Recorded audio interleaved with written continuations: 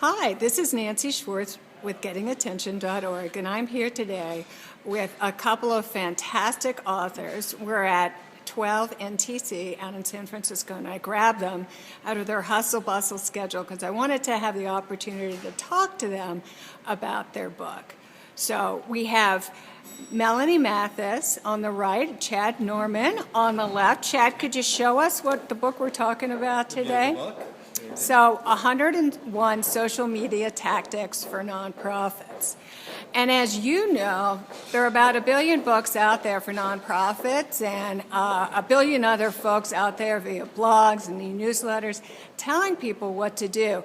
But I can tell you, I read this book, and I'll share my comments later, but I found it an incredible combination of, well, first of all, innovation and practical to-dos. So you guys, one of the things I thought was so great about your books is that the sort of 5-step formula that you include for each and every tactic. Right. I think we hear a lot from, especially small and mid-sized organizations, people that are sort of thrust into this role and they're told like, hey, we need social media, and they just don't know where to get started. And it's a great kind of way to tie your tactical activity back to your strategy, right? So it's kind of it's a tactical book, but it's kind of a sneaky strategy book, right? So we want you to start with a strategy and then look at these tactics to apply them to meet your goals. So a lot of people that are new to social media at an organization find this book very useful to be able to kind of pick and choose things that make sense for the organization, implement the ideas quickly. Yeah, and of course then they're able to speak with leadership or other powers that be and connect these incremental and in some cases, you know, mostly due to generational issues, hard to understand tactics to, you know, what is more meaningful at a strategic level for the organization. So what is your, you know, I know organizations of every size that are struggling with the what to do, how much to do with social media. What is your advice to a smaller, medium-sized organization that simply doesn't have the resources to have, you know, a dedicated person like the Humane Society of the U.S. does, and the National Wildlife Federation? What's your advice? I think a big part of it is starting with the people you want to target and setting your objectives and your overall strategy before just jumping into shiny object syndrome and jumping on Google Plus just because it's the new hot media darling. I think a great place to start if you need help is to look into your volunteer base. There's a lot of organizations that are successfully incorporating volunteers into their social media team. And then just really prioritizing, because especially small and mid-sized organizations, it's hard to do everything. And you know, there's use cases for everything, and it may work for you, but if you can't manage them and scale them and give the networks the attention they need, then it's just a waste of time because it's going to hurt you more than help you.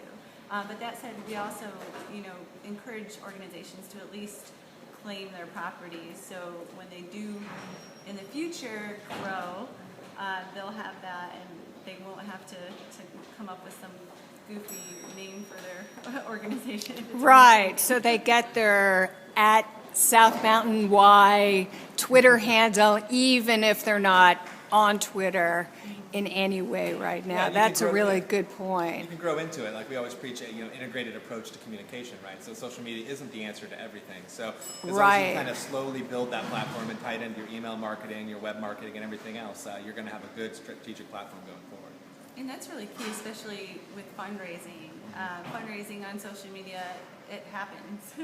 That's about all you can say about it. It's not a sustainable model if it's done in a silo like that. So if you work it into your overall strategy, that's when you're going to find the success.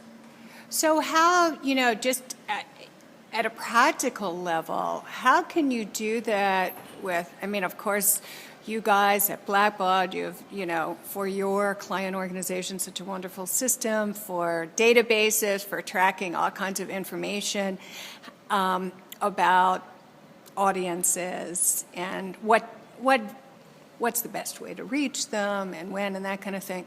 How can a smaller organization do that and integrate, really, truly integrate social media tactics into their marketing and fundraising campaigns? I think beginning to sort of take some of this data and get it back into your CRM is a good start. Right? Yeah. So whether you can do that at an attribute or a note level, or actually have true like social CRM integration, I think that's what the evolution is going to be over the next few years. Is really tying that activity back into an overall profile of a constituent and knowing how they work and flow within your organization and really be able to do something with that activity rather than just look at it. Right. And we're still, as far as I know, we're still at the advent of that. Absolutely. Yes. Yeah. Yeah. We're going to see, I think, a lot of growth there over the next few years. And again, as we sort of like really legitimize this platform as a true part of the CRM. Yeah. So Melanie, I know that I read a recent post that you wrote that was published on Frog Loop about Pinterest, and that's just an example, of course, that the latest and greatest social media tool. I think that has particularly captured attention because of the visual. It's a visually focused platform. But there's always going to be another one. And I would say even recently the shift in the framework of org pages on Facebook to timeline and everyone's been all in a tizzle about what to do with that. So to me it's it's not only the new tools that are coming down the line, but it's the existing, especially Facebook, as we know, ever changing. How do you keep up with that? Well, I think you obviously if you're into technology, you're going to be following these trends and kind of know what's going on. But I think look at both Pinterest and Google Plus, you kind of look at the demographic and who's using them, right? Yeah. So if you're tying it back to your strategy, you can say like, well, look, I'm trying to attract more women, and then maybe Pinterest is a good example for that, or maybe I want to target the influencer market, so maybe Google Plus is a good answer for that. So you kind of look at the different segments and the different tools and kind of see how that makes sense for your audience. Yeah. And read your blog. Absolutely. Oh yeah, I do my best, as do a lot of my peer bloggers out there. And we follow you, and we look outside the nonprofit industry too. I think Yeah. that's an important point. Me too. It's great to really know about the nonprofit specific examples, but look to companies you respect in the for-profit world, like Zappos and Best Buy. See what they're doing in the way of customer service, and see how you can flip that into constituent engagement. There's so many great lessons to be learned, and they're often the early adopters of the technology. Yeah. So it's a nice place to start to kind of keep up on things. Yeah, that's really a great point. I think it's very often for us, especially on the nonprofit organization side, so overtasked, so short of time, and really to look only to folks within the field. But I agree. I think there's so much to be learned. And I know you guys do this. I also do a lot of references to resources outside the nonprofit field that can be a great help. So what is one takeaway that you want to leave the Getting Attention community with today? What do you think, 101?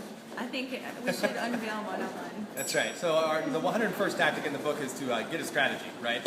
So again, this is a sneaky way to have a strategy book tied around tactics. So we really firmly believe that you need to start with your goals and understand who you're trying to reach and what you're trying to make that look like afterwards, and actually before you dive into the tools. So I think the key thing is to start with a strategy, not just add some Twitter or some YouTube to your communications plan. So.